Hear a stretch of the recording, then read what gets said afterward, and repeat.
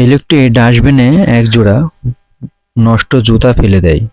এই টাইমে একটি ডাস্টবিনের কাছে একটা মহিলা থাকে।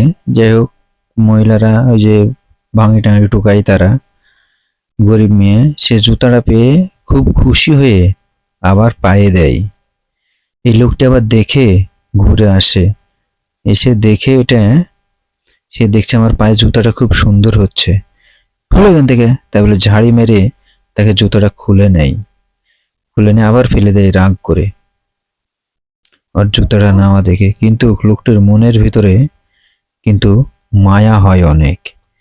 সে যেতে লেগে খেয়াল করে তার স্ত্রীর জন্য এক জোড়া জুতা কিনেছিল, সেটা দিয়ে দিবে।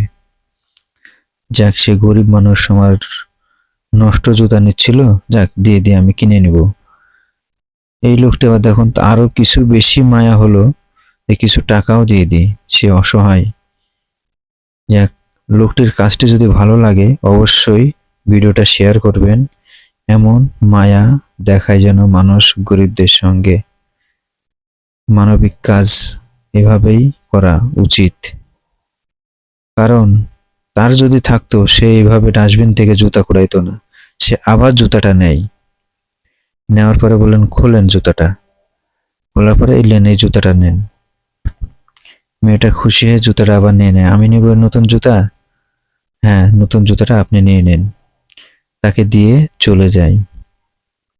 মেয়েটা খুশি হয়ে দ্রুত প্লাস্টিক থেকে জুতাটা বের করে পায়ে দেয়। কত খুশি, সে নতুন জুতা পেল। টাকাটা ভিতরেই আছে, সে ঢুকাইতে যায়, দেখে অনেক টাকা। পাটা ঢোকাইতে গিয়েই কিন্তু সে আল্লাহর কাছে প্রার্থনা করে, আল্লাহ তুমি সেই লোকটিকে অনেক বড় করো, তার মনটাকে। যাই হোক, ভিডিওটা যদি ভালো লাগে অবশ্যই পাশে থাকবেন। ধন্যবাদ।